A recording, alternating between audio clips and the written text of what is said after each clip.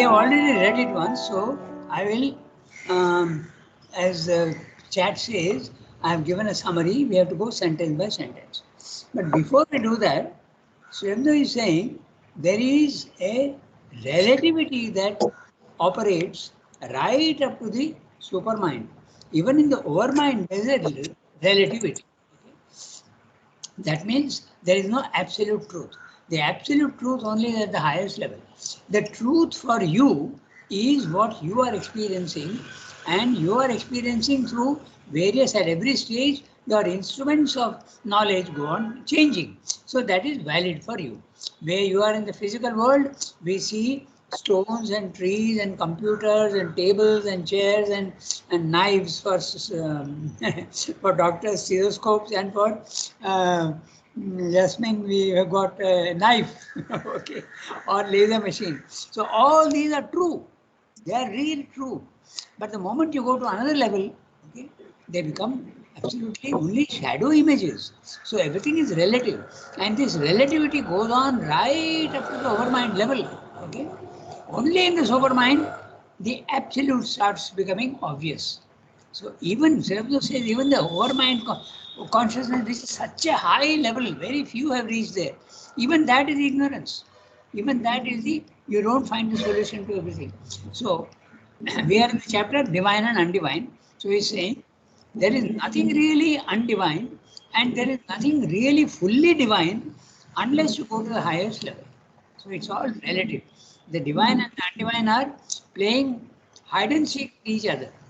That is what he says also in Savitri. Okay, the Purusha and Prakriti are constantly exchanging glances and going right to the highest level. They become absolutely solid partners only at the highest level. So we go sentence by sentence after this. Yeah. But even when we thus regard the universe how? From the highest level of the overmind. When we, but even when we thus regard the universe, we cannot and ought not to ought not to dismiss as entirely and radically false. These two words, entirely and radically, tell you that there is a relative truth everywhere. There is also a relative falsehood everywhere. It is not entirely false, but you do see it as images. An image is certainly not the reality.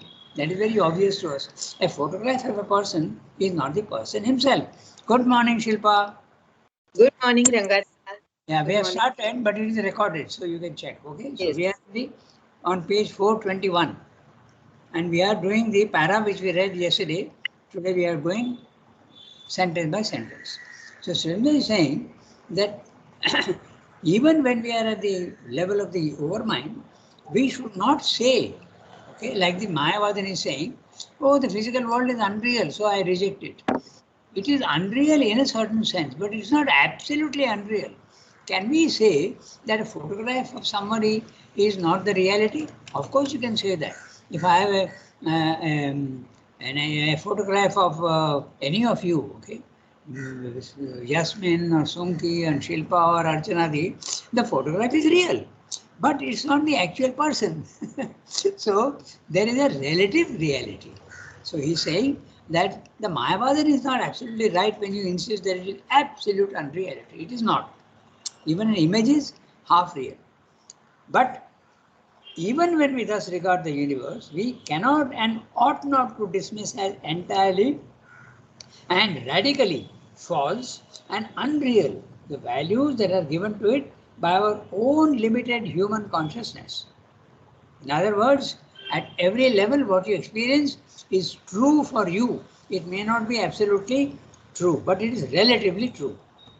For grief, pain, suffering, error, falsehood, ignorance, weakness, wickedness, incapacity, non doing of what should be done, and wrongdoing. We'll go each sentence, each word we'll see carefully. Deviation of will and denial of will. See, he's making a difference between so many things. A deviation of will and denial of will. Egoism, limitation, division from other beings with whom we should be one. All that makes up the effective figure of what we call evil, are facts of the world consciousness. not fixed in the unrealities. So, although they are facts whose complete sense or true value is not that which we assign to them in our ignorance. It is true that when we see things in the physical world, they are true for you, but they are not true in the sense that you are seeing that it is eternally true. Okay?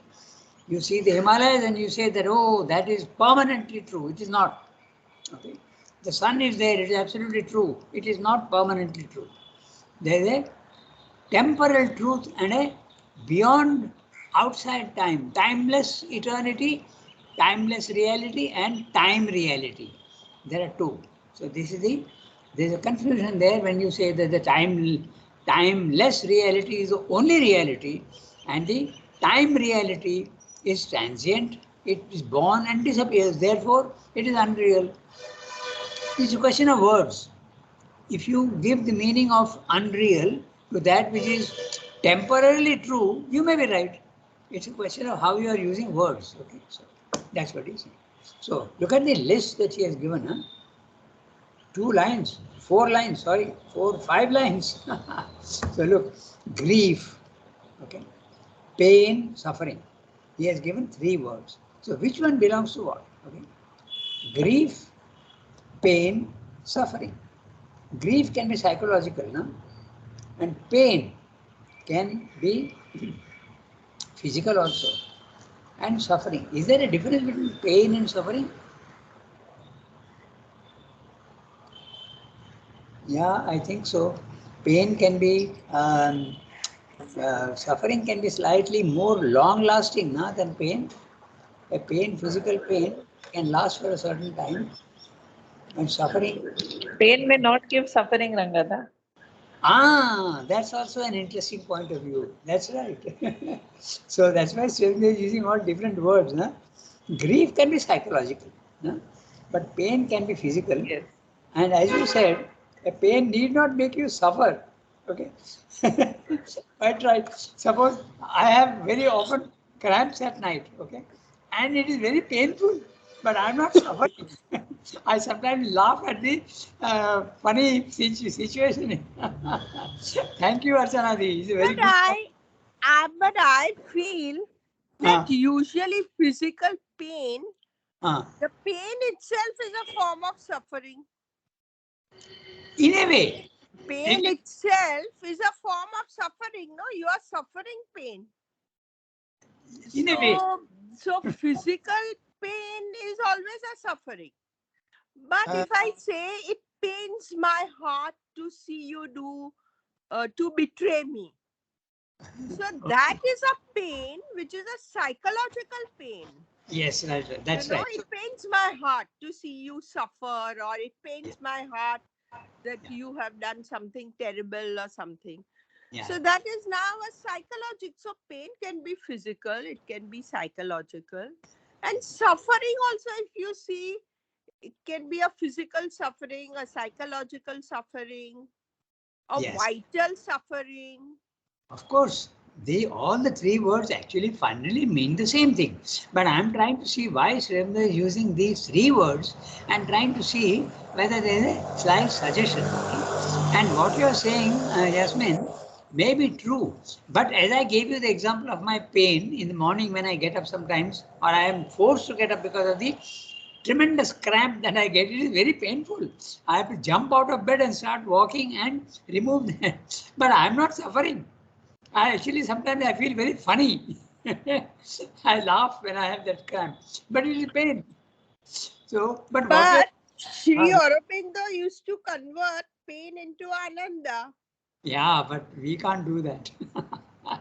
So maybe you are somewhere on the way, and that is why you don't suffer. I don't. I hope what you are saying is true. It's very far from it, I can assure you. Okay, so let's continue with our looking at the Srivendра's words. Okay, he has used 5 lines. Okay, for this pain and grief, pain, suffering, error, and falsehood. Now, what's the difference? Error, falsehood, ignorance. Again, he has used 3 words. Okay, so error can be a mistake, even if your intention is correct. Okay, you can make a mistake. but your intention is okay, but you are making a mistake. Falsehood, even your intention is wrong. Okay, falsehood and ignorance. Ignorance, out of ignorance, naturally, we can make errors as well as we can have falsehood. So again, you can see that there is a nice gradation between all these things. So now we go to the next word. Okay, so error, falsehood, ignorance, weakness, wickedness, incapacity.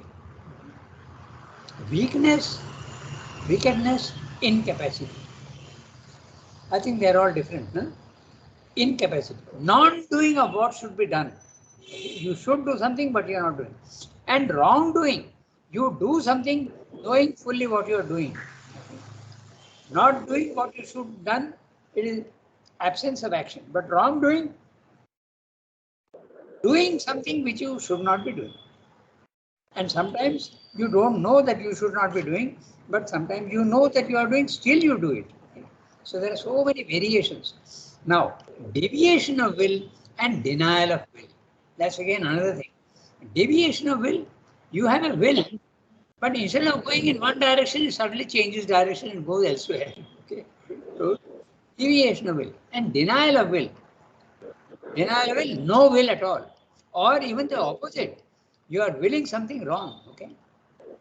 Egoism, limitation, division from other beings with whom we should be one. Spiritually, when we are in spiritual consciousness level 2, you feel you can experience the cosmic consciousness and you know that you are one with everybody else in consciousness.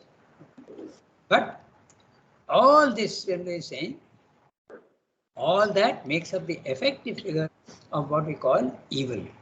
Okay? So he has given a very wide meaning to evil. Are facts of the world consciousness, not fictions and unrealities. Now note, he's saying world consciousness is not only in the individual. Okay? It's not only in the individual, but even in the world consciousness. Okay? You can consider even forces which are causing damage, for instance, storms, okay, tsunamis. You can consider them as something that should not happen. Okay? So that is the reason why everything is relative. Okay? There is no intention in a storm or a typhoon or a tsunami, but its effects are disastrous. So everything is relative, not fictions and unrealities. So they're saying, don't consider them like the Mayavadan and the Buddhists to be non-existent and unreal. It is not unreal. They are real. Although they are facts, again we come back to the idea of the timeless reality and the time reality. Okay? So they are both real, but they are different characters of reality, not fictions and unreality. Although they are facts whose complete sense or true value is not that which we assign to them in our ignorance. I am saying that this is absolutely true, but it is not absolutely true. When you go to this level 2 of spiritual consciousness, then you see that behind the form, actually you don't see always, you see the form as unreal. But you go to the third level or even higher up in the second level, you start seeing that, oh, there is a reality but hiding behind the form. Okay? Just like our psychic being is there, hiding inside our body, we don't see the psychic being. We see only the body-mind life and we think that that is real. It is not exactly, it is not unreal and yet it is not the full reality. That's what Sandra is saying. Not fictions and unreality. Although they are facts, whose complete sense of true value is not that which we assign to them in our ignorance. Still, our sense of them is part of a true sense. What we are seeing is partly true. Our values of them are necessary to their complete values. Now that's a very interesting thing. We again come back to the concept that truth can be found only through error. Okay? If you don't have suffering, just imagine a little bit, if there is no suffering at all, okay, but you are in ignorance. Let us say you are in ignorance, but you have no suffering at all. No suffering at all. Would you make a progress? So a suffering is necessary, and suffering can be very mild also. I'm in ignorance, okay? I realize that I'm in ignorance, but there is no suffering for it. That's 90% of humanity feels like that. Okay? They take suffering as natural. There's nothing I can do about it, I accept it. But when you become sensitive and you are a developed soul, then you feel the ignorance to be a nuisance. You want to go beyond it. So you suffer for the ignorance. So suffering can be, as I said, it can be even a longing in the mind, it can be in the vital, it can be in the physical also. So it has got a purpose. That's what Senri is saying. Pain has got a purpose. There is also another purpose which pain has. Okay? It actually protects you. It's very interesting, but you think about it very clear. And this too is ignorance which protects you is at the physical level, at the vital level, even at the mental level. I'll give you examples of that, you will see. Okay? He says that in the physical world is very clear. If I put my hand in fire, I will get burnt. But if I don't feel pain, I will suffer the loss of my hand. So pain is something that is actually protecting you. Okay, so that's very clear at the physical level. But if you go to the vital level, okay, also, and the mental level, it protects you. Okay, there is a very interesting sentence in Hour of God. He says that ignorance and ill will which was protecting you, it's an armor. Okay? If you read that Hour of God again, you will see it's your ignorance and your ill will is actually protecting you. Protecting you from what? Protecting you from the divine truth, which is too big for you. If it comes in, it will disbalance you. So your ignorance and your limitation is actually a protection. Okay, just even think at the physical level, okay? The huge forces that are coming. I'll take only one example from the sun. If the sun did not come down and limit itself, okay, it would burn you. So your limitation is actually a protection. So this is what he says. Next time I'll try and give you that line exactly. That which you thought was an armor against truth, now that armor is broken, okay? And the insincerity, which is an armor protecting you, now goes away when you want to go to a higher level. So there is, your limitations have all got purpose. Grief, pain, suffering, egoism, all have a purpose in life. Okay, that's what he's saying. I don't think it's very difficult to understand that. Huh? So, they're complete well. On one side of the truth of these things, we discover when we get into a deeper and larger consciousness. For we find then that there is a cosmic and individual utility in what presents itself to us as adverse and evil. A normal man will take the adverse as something evil. Okay? But a man who is very, very alert and vigilant, Srimanta used the word also vigilant, Mother also used the word vigilant. Then you will realize, but why am I getting suffering like this? I am sincere and yet I am getting suffering. Then you realize that it is pushing you towards examining yourself, and you will see that there is somewhere in you, lurking somewhere, some insincerity is there. So when you look at yourself, you want to get beyond that. So suffering also has got a very clear purpose. That's what Swami is saying. That which presents itself to you as adverse and evil, even that has got a utility. It is useful. For without experience of pain, we would not get all the infinite value of the divine delight, of which pain is in travail. The pain is a process. Travail. Shilpa, you are there. The word travail has to be read in that way. You are reading it in the French way. That's okay. Yeah, travail. Actually, yeah, but that means work. Yeah. Work. Yes, it means work here also, but work in a process. All work is also a process. No? So pain is the process of going towards non-pain. That's what it means. All ignorance is a penumbra. The word penumbra is very clear. Umbra means shadow. Penumbra means half shadow. Okay. So ignorance is a half shadow. It is half knowledge, half ignorance. Okay. Which environs an orb of knowledge. Now look at that, okay? It's a very interesting image that he's using. The knowledge is a round object, and the penumbra, he's using this because the sun and the moon, there's an umbra and a penumbra, okay? Sometimes you see a halo around the moon, and when there's an eclipse also, you have the phenomenon of penumbra, okay? So that he's using in that sense. There is a penumbra which environs an orb of knowledge is very clearly an image he's using for the sun and the moon. So there's a round core of knowledge, and around that is surrounding a half knowledge.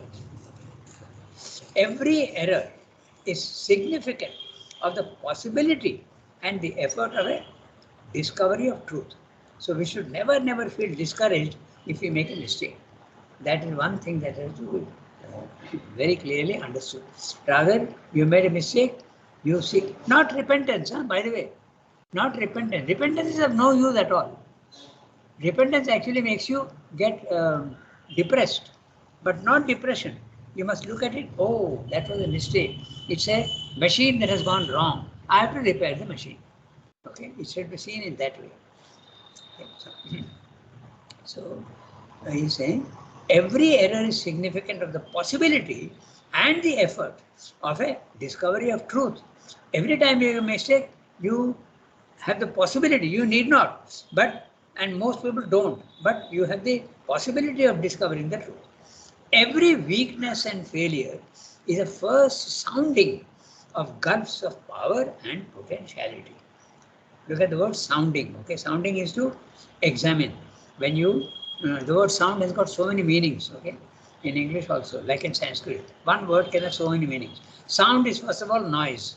Secondly, sound means very healthy. Okay, oh, he is a very sound fellow. Okay.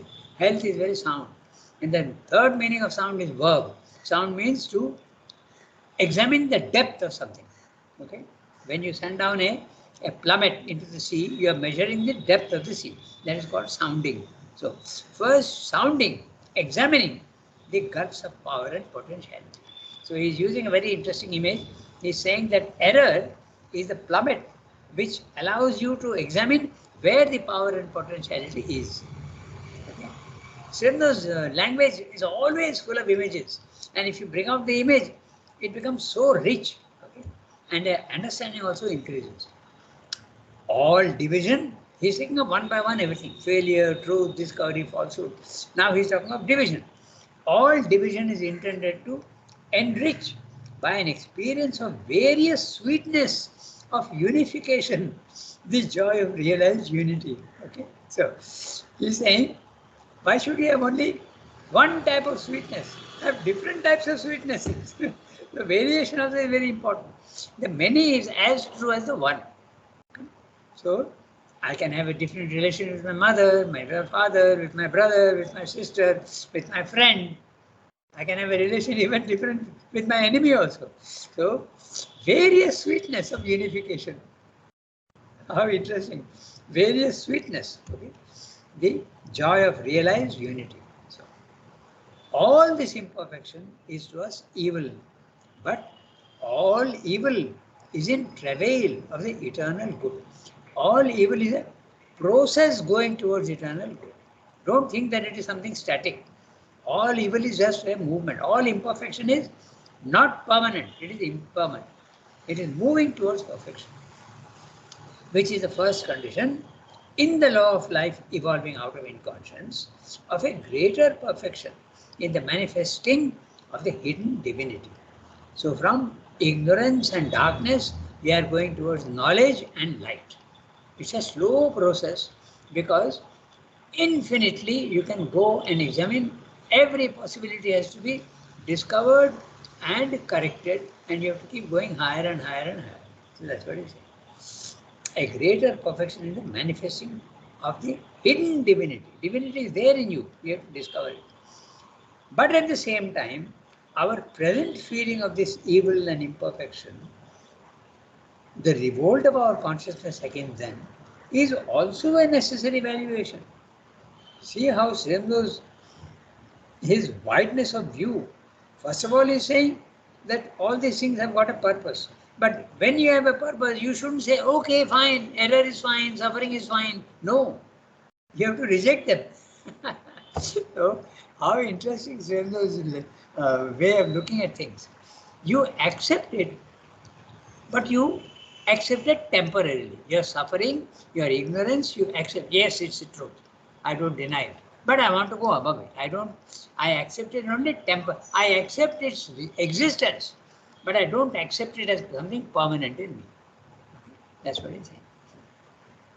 But at the same time, our present feeling of this evil and imperfection, the revolt of our consciousness against them, is also a necessary valuation.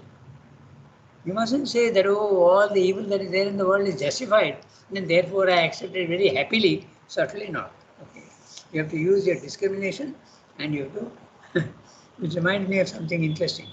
I think it was Nagin Bhai. Nagin Bhai, he wrote to Srendo, I think I've understood, he said, what is samatha?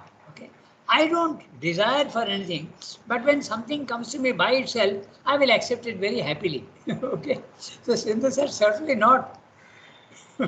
You have to use your discrimination. Suppose someone gives you a bottle of whiskey, you will accept it happily. Okay. So you have to be very, very, things come to you from the outside. So you have to be, also you have to use your discrimination. You will make errors, but the error should push you toward the truth. Someone wrote to Srendo, oh, I have understood now that all this suffering is necessary, and suffering makes you go upwards. See how many different types of reactions can be there. So one actually, someone wrote to Srendo saying, like in Christianity, they feel that suffering is essential to growth and going towards the divine. There is a truth in it. The path to the divine is full of suffering. So you can't conclude from there like this sadhak did, Srendo. I understand that suffering is a necessary process for going towards perfection. So therefore I welcome suffering. So Srendo said, certainly not. You should invite suffering. It will come by itself and you will have more than your fair share of it. So don't start inviting it. Okay. Rather fight it and oppose it. So see how many different types of attitudes there can be also. The Srenda is so clear. They say, but at the same time, our present feeling of this evil and imperfection, the revolt of our consciousness against them, is a necessary valuation. You have to reject the imperfections and the errors. You don't accept them and say, very good, it has got it true. It's not that at all. For if we have first to face and endure them, the ultimate command on us is to reject, to overcome, to transform the life and the nature. In the previous para, I think, or somewhere else, he has told us that the process of going towards absolute samatha is, first of all, you teach yourself to be absolutely untouched. Okay? Titiksha, perseverance. You teach yourself to not to be affected by things. That is stage number 1 of samatha. Stage number 2, all suffering is eliminated because you are in the self. And when you are in the self, the elimination of pain and suffering is there. But that's not enough according to Srendo. According to Mayavadan and Buddhists, is more than enough. You have eliminated suffering, fine. End of the journey. Not for Srendo. He says that pain and suffering which is coming, turn it into ananda. There's a third stage. So, samatha, 3 stages. Stage number 1, you teach yourself to tolerate, teach yourself to bear the pain. And your capacity to bear will go on increasing. Secondly, when you are in the self, you are absolutely free of pain and suffering, but it's a neutral state. Third, those pain and suffering which are coming now become sources of ananda to you. So this is what he's saying. He's saying exactly here.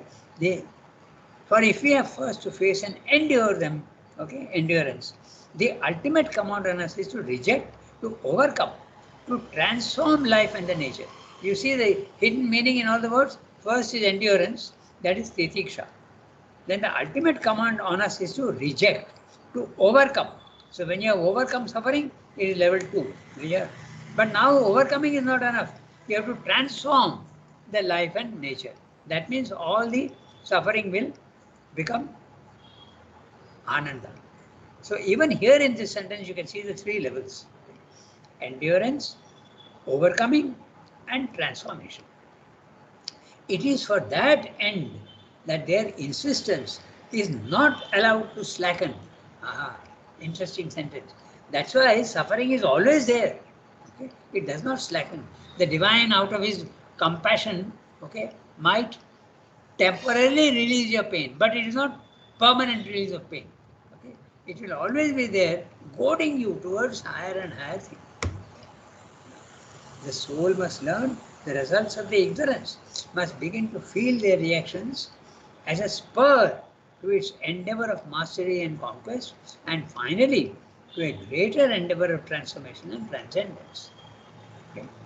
It is possible when we live inwardly in the depths to arrive at a state of vast inner equality and peace, which is untouched by the reactions of the outer nature.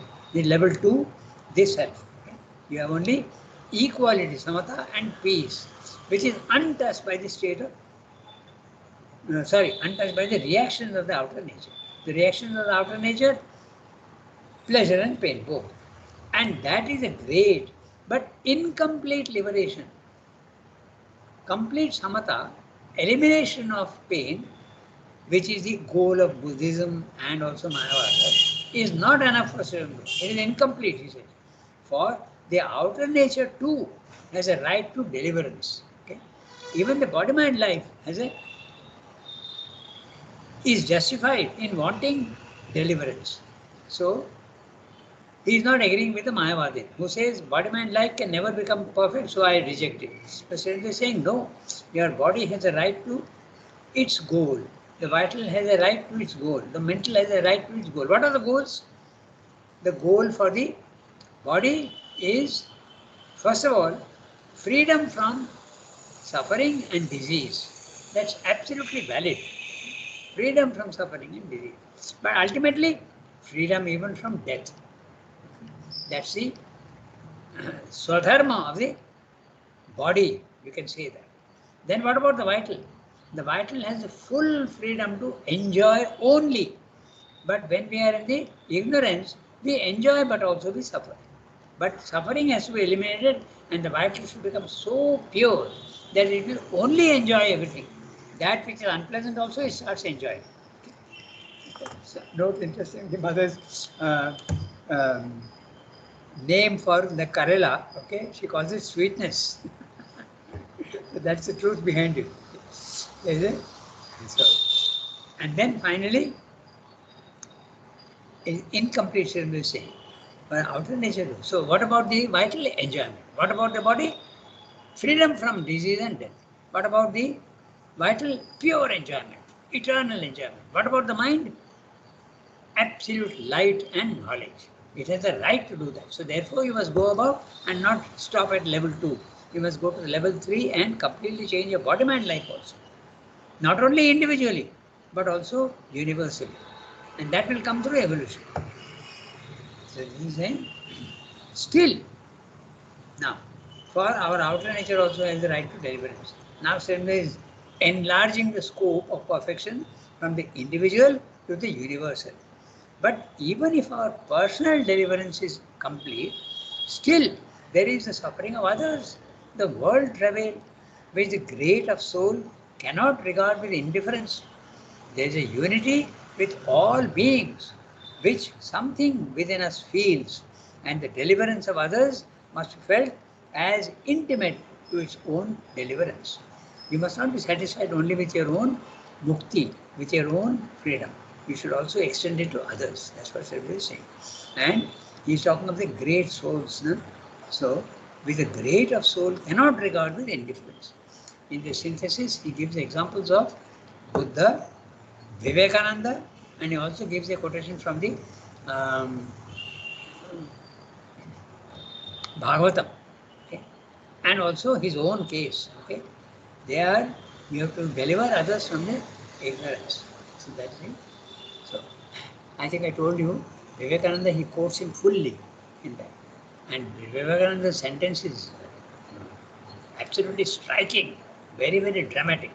he writes to a disciple in Europe that I have lost all interest in my own liberation.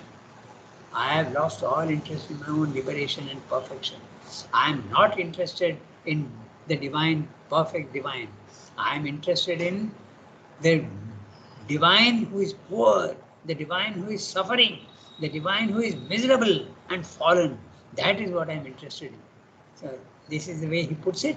But what he means is that there must be an evolution in universe also. That's what he says. So that completes it. So in short, suffering and pain are superficial phenomena. They are not absolutely true. But that does not mean that they are absolutely untrue either. So there you have to accept them temporarily and try to get over them. That's the message that he's giving in this paragraph. Okay. So I think we have got about 7 minutes more. So we can read the next one. Shall we do that? Shall I read? Yes, please. Yasmin, please. This then is the law of the manifestation, the reason of the imperfection here. True, it is a law of manifestation only, and even a law special to this moment in which we live. And we may say that it need not have been if there were no movement of manifestation or not this movement. But the manifestation and the movement being given, the law is necessary. It is not enough simply to say that the law and all its circumstances are an unreality created by the mental consciousness, non-existent in God, and to be indifferent to these dualities or to get out of the manifestation into God's pure being is the only wisdom. It is true, they are creations of mind consciousness, but mind is only secondarily responsible. In a deeper reality, they are, as we have seen already, creations of the divine consciousness, projecting mind away from its all knowledge, so as to realize these opposite or contrary values of its all power, all knowledge, all delight, all being, and unity. Obviously, this action, these fruits of the divine consciousness, can be called by us unreal in the sense of not being the eternal and fundamental truth of being, or can be taxed with falsehood because they contradict what is originally and eventually the truth of being. But all the same, they have their persistent reality and importance in our present phase of the manifestation. Nor can they be a mere mistake of the divine consciousness without any meaning in the divine wisdom, without any purpose of divine joy, power, and knowledge to justify their existence. Justification there must be, even if it responses for us upon a mystery which may confront us, so long as we live in a surface experience as an insoluble riddle. Okay, so he's continuing the same topic and explaining that. So what I'll do, we have got 3 minutes or 4 minutes. So I'll read out the summary, okay, and we'll get the gist of what he's saying here. Okay, so let me see if I can get the. Yeah, I've got it. No, 1 second. My computer sometimes gives trouble.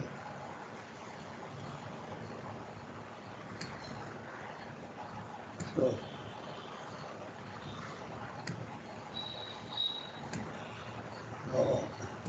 I have still to master Windows 10. I'm sorry, but I'm not being able to get the. Okay, maybe I can. Okay, he's saying, I'm reading the summary of what he's saying.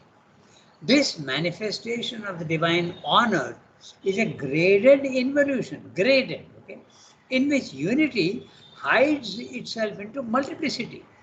Bliss reduces itself into suffering.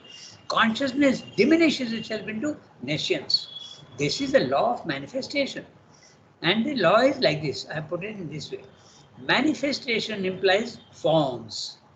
Forms implies limitations. Limitations involve or imply undefined forms. Okay, there is a logic. Manifestation, you have to give form to your thought or your whatever. So manifestation forms, and forms are limitations, and limitations are naturally, when you have a limitation, it is imperfect. So undefined forms. This is a law of the manifestation. Perhaps there could have been other forms of manifestation. Now that Srimad is admitting, is it? Maybe in some other place, okay, far away, 100 light years away, maybe there's another manifestation, which is very possible. Okay, I'll come to that a little later, but we can. People are realizing now that there are civilizations and these what are called flying saucers and unidentified flying objects. Okay, they are almost convinced now that there are all these people who are coming from outside and trying to influence us. Okay, so it's not unimaginable. This is the law of the manifestation. Perhaps there could have been other forms of manifestation, but here on our earth, this is the manifestation and the law thereof. So we can do nothing about it. That's a law here. So you have to follow. The suffering is something which is there. Can we say that the dualities of the world are unreal and man should learn to ignore them by becoming indifferent to them? This is only partially true. You can become indifferent to them, but you need not accept them as permanent. That's what Srimad is saying. We may, with equal justification, say that the undefined elements, falsehood, unconsciousness, suffering, perversion, are real, and we have to deal with them as realities. That's what Srimad is saying. Okay? So, this is the summary of what I read just now. It's time now. We have only 1 minute left, so we'll stop here today. But next week, Wednesday, we will redo this paragraph and go sentence by sentence. Going sentence by sentence, you saw, na? It's very interesting because the way he uses thoughts, the way he uses words, the way he includes every possibility is very interesting. So we'll do that. Okay. So. Merci beaucoup. Okay.